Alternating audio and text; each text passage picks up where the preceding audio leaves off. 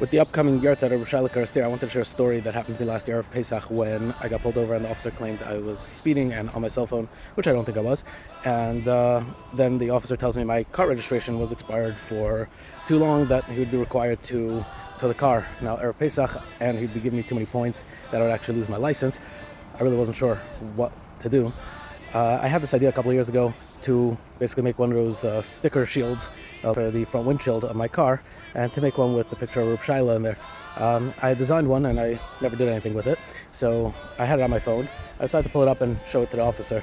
He looks at it and he tells me literally, "Let me see what I could do." Goes to his car and comes back a few minutes later and he says, "With the registration ticket, I'll just give you a regular registration ticket as long as you commit to renewing the registration today.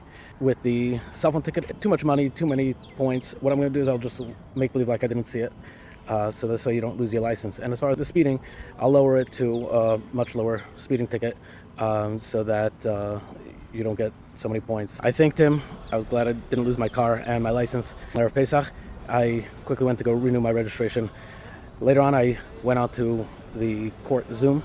The prosecutor told me that he would be able to waive the registration ticket, and as far as the speeding ticket, he could lower it to just a turning ticket or something with no signal with no points, and pay a $444 fine. A few days later, I get a notice in the mail saying that I had to pay a $100 a month fine from the state for having made this turn with no signal 4 times in a row, and there was a penalty for 6 months. I reached out to the court. They told me that it was a mistake on their part. The only option was to speak to the judge, but they don't usually like to reopen the case, and it is what it is. I opted to email the judge anyways, and she was willing to reopen the case. She felt terrible. She ended up lowering the fine to $120 flat with no points. Then I decided to print those windshield stickers and make them available to the public if anybody wants on thegallery.com.